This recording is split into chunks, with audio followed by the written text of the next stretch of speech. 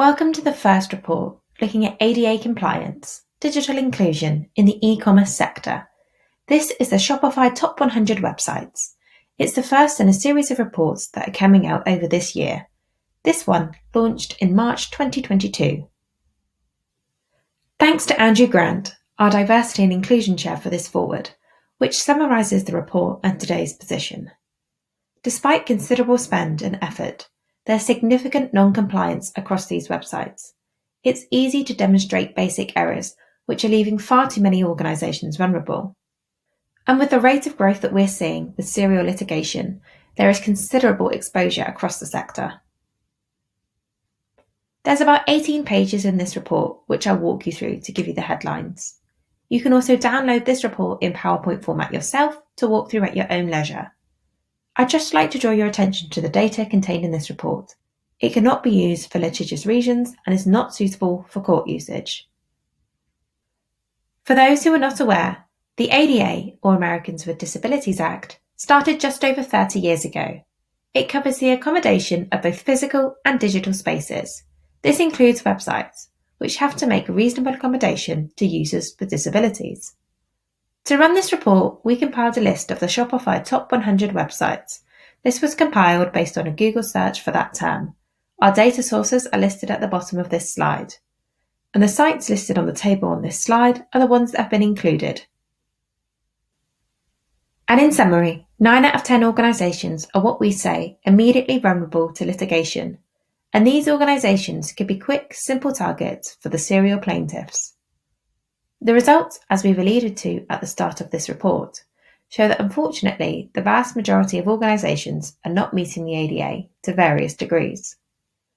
We looked at just the home pages of the websites, and 96% were discriminating. Of the sites that we looked at, only 4% of the sites scored 12 or less, which is low risk, 14% were medium risk, 60% were high risk, and 22% were very high risk. What we would urge people to do, which is the first thing to deal with to understand what your risk position is. This is independent and immediately understandable. This is not what your suppliers want you to know or want to tell you. This is a quick review and independent audit. So what you can do, which is free and takes less than a minute, is go to our website, AAAtrack.com, key in any website, and then in less than a minute, it'll audit that website. You'll then be presented with the results, giving you your risk position in an understandable way. No technical knowledge is required. It includes a colour-coded system. Green is good, red is bad. So you'll see where the site is, and you'll also see that there's a number, which is your inclusion score. The key to this number is also removing the technicalities and giving you a way to benchmark your position. The lower the number, the lower the risk. You can come and use this on our site every month if you wish. On an ongoing basis, you should see that number reduce. There's also a function in this called Check 3 Things, where you can check 3 things which looks at 3 key areas that the lawyers go after.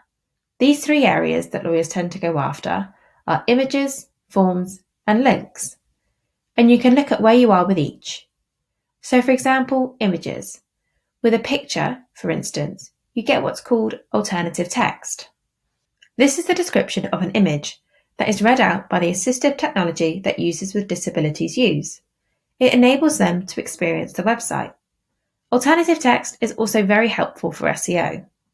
In summary, there is no quick answer. ADA lawsuits are at their highest. Lots of them reference plugins, these so-called overlays, which really are a target for lawyers, rather than being a quick fix. There are no quick fixes, regardless of what you're being told or led to believe. The legal landscape has grown significantly in the last 4 years. Lawsuits are up nearly 60%, but it's actually the demands which are likely to impact and cost you more.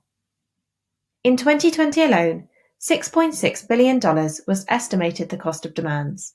That's nearly $600 million a month. So you receive a demand, and the sort of minimum you're going to be spending is around $8,000, but the average is now about $13,000. So when you receive a demand, what's the impact? What's it likely to cost you? There is the initial reacting to it. This is the base of fixing the problems on your website. This is about demonstrating that you've done something about it and that will cost you around $4,250. Then you've got a settlement, which could be anything from $8,000 or more. And then there's the new part which is being charged. This is the ongoing monitoring. So as part of the settlement, they'll want you to engage in their monitoring, which they charge you for. But there is also the hidden costs, the distraction that a case can bring. Typically, a case can be a minimum of 4.5 months, but it's 4.5 months where you're not really getting on with the business. We've talked about these demands, and as we've talked about with Check 3 Things, it can take less than a minute for a drive-by lawyer to check a website to identify vulnerabilities, and it's just 30 minutes for them to issue a demand. ADA lawsuits are not going away, and it's not if, it's when. It hasn't really been scaled as of yet.